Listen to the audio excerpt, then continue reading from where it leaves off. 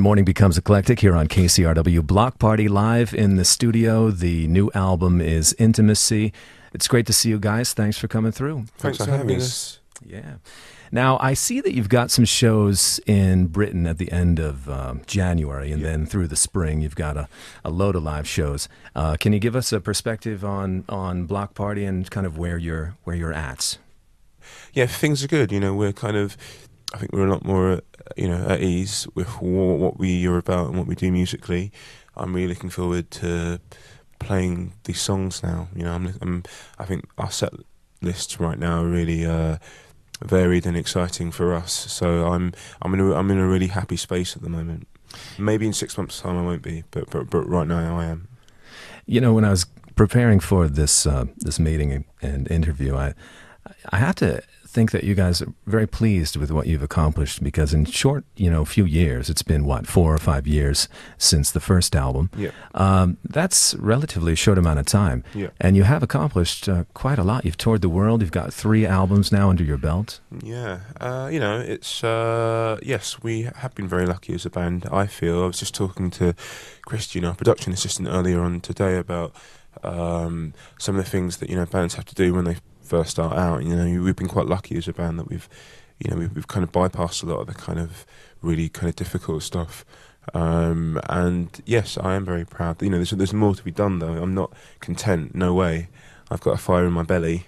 Going back to the first album, Silent Alarm just came on so strong, and you guys had this meteoric rise. It was remarkable. It just seemed like the right sound, the right band at the right time, and everything was happening. Were you surprised at that time how much of a buzz? And, the second part of that question is there any downside to having an initial, that much success initially? What were we surprised? Well, the whole period was pretty surprising in that we'd never experienced anything like that. We'd never put out a record before, so we didn't really know what to expect. It wasn't until we put out our second record that we realised that, we realised this is how the machine kind of works. So, somewhat. So it wasn't until I guess we put out A Weekend in the City that we felt that, that we could gauge how meteoric, the rises of our first, that we could gauge how impressive the release of our first record had been. Is there a downside? Yeah, I guess the downside is that I don't know that people can assume that you've said everything that you're going to say with one record, when that isn't. That's never what we've been about as a band. We've always wanted to try and push ourselves into different directions. Sometimes people. Sorry. Sometimes people say, well, you have a lifetime to make your first album, and then you've got 2 years to make the follow-up. Yeah, but I don't think that's true. Really, I don't think that that's such a bad thing. I think that bands can get better. I don't think our first record's a faultless record at all. Whenever I hear it now, I hear all the things that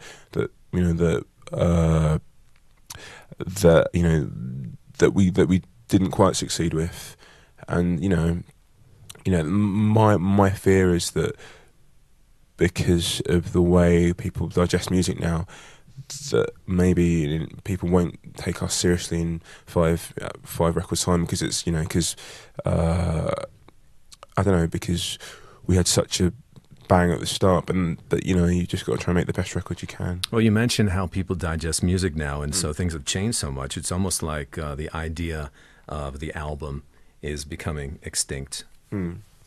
You also on this album have released it online ahead of any physical release. Yeah, I think for many people it probably has kind of the idea of the notion of an album is a little bit redundant, I suppose. But we don't.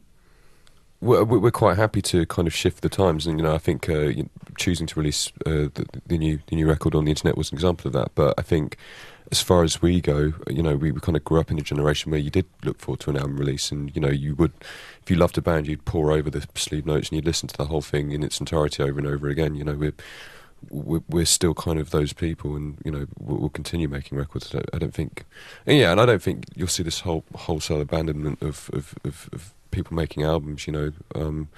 there'll always be people who adhere to that concept, and just as so far as the people, they've always been pop acts who have massive singles, and then their albums full of fillers. So it's always kind of been the case that some people don't necessarily go for albums. We're hearing more electronic music influences, club culture, on some songs, on Intimacy. Things that maybe previously we only would have heard in the remixes of songs.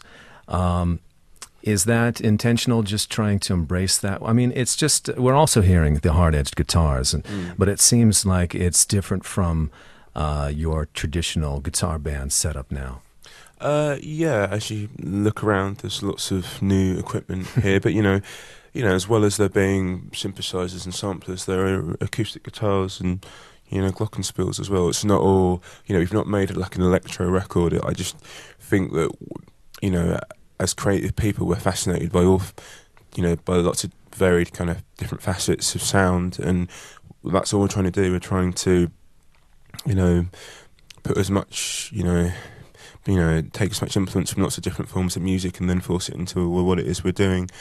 We didn't set out to make an electronic record. I just thought we set out to make a modern record that embraced, lots of different types of, different sounds and different ways of playing. That's all, that's all that we tried to do.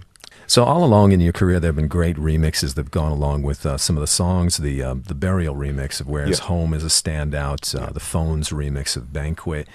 Do you play an active role in the remix side of things?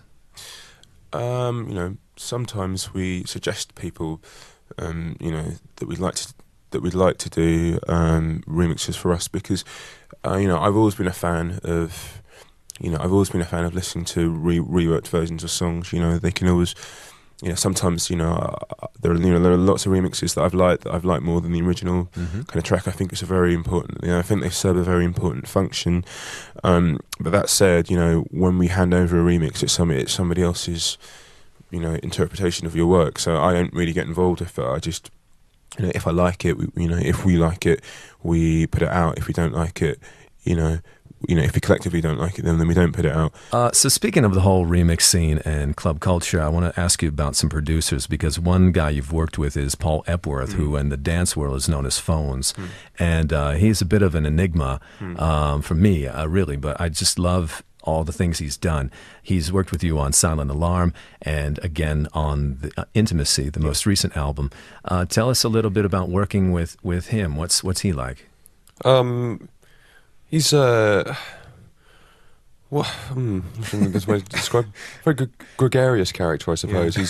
He's a laugh. He's a laugh. He's and he does get involved. He comes from more of a band background initially, but he did play in a number of bands, I believe, and make his own records. So I think he kind of appreciates what it's like to be on the other side of the the recording booth, I suppose. Would you say he's really helped to shape the sound or influence the direction of the band? I think to an extent. To an extent, yeah. But he only did half the record. The other half was done by Jackknife Lee, who and also it was two very different sessions with Paul. We went in and we recorded the songs that we'd written throughout the year, but with Garrett we literally wrote songs in the studio with no preparation at all. So it's a totally different process. It's a completely different process. And if anything, I think that the songs of Garrett perhaps are more, were the more ambitious songs on the record. So I think maybe,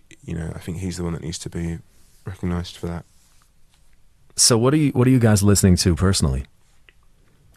Well, I was just telling someone the other day that when I heard this isn't going to sound very cool, but when I heard that Beyonce single Ladies, I listened to it 5 times in a row. Yeah. And I've never done that. I haven't done that for such a long time, been that excited by a pop song that I've heard. Right. And I think really she is, right now, because I was watching some footage of her performing at various award ceremonies and stuff, and I think right now, as a performer, she's in a class of her own. She's by far my favourite performer, right now. There are not many bands that I'm that excited about, to be honest. It tends to be the occasional pop song or the occasional electronic track that I hear that, to be honest, I find quite exciting. I'm just trying to think of a record that I bought that I listened to. Probably the last guitar record that I bought, and this is the last guitar rock record that I bought from this year was probably that Vampire Weekend record that I thought was alright. I didn't think it was excellent. And that was at the start of the year, so not so much. Really. Yeah, that was January. Yeah, that was that. I didn't even buy it; it was given to me. Well, since you're on the road consistently, you must tour with bands that you do admire. Yeah, some. Yeah, no, not so much this year. I saw a band. This is gonna be awkward. I saw a band, but I can't say their name because I'm not allowed to swear. But we toured with them in Canada. Holy F star 3 star. asterisks. Okay. Yeah. And I'd never seen them before, but I thought they were really great. They were the best band I think that played with us this year. They were really, really. I really like them. Matt, I love your drumming. Thank you. Killer rhythm section. Cool. And I wonder if you try and think about complex drum arrangements to bring, because it seems like there is, from one song to the next, it seems like you're always trying to push it a little bit. I think my role really is just to be open-minded about what I do as, I guess, as a percussionist. I'm capable of doing something really weird and awkward because I don't know what the hell I'm doing half the time. But I'm quite happy to also really strip it back, in order to service the song. Really, I think the song's more important than just any individual member of our band, at least, anyway. But are you thinking, do you have actual training in the sense of time signature, or you just do it? You're just going for it. I have no training whatsoever. I had 20-minute drum lessons at school. Every week you'd get 1 20-minute drum lesson. In fact, you'd have 2 people in the lesson, so you basically got 10 minutes of tuition a week during term time. And I didn't have a drum kit at home until I was about 16, and then soon after I left home for the first time. So I've never really, I would never say, everything I know is from rehearsing with Bloc Party and then being on tour. Well, it's working out for you, I think. Yes, I can't complain. Well, listen, guys, I really appreciate you guys coming by. No problem. Thanks for having thank us. you so much. It's Bloc Party live at KCRW. Thanks, guys. Thank you.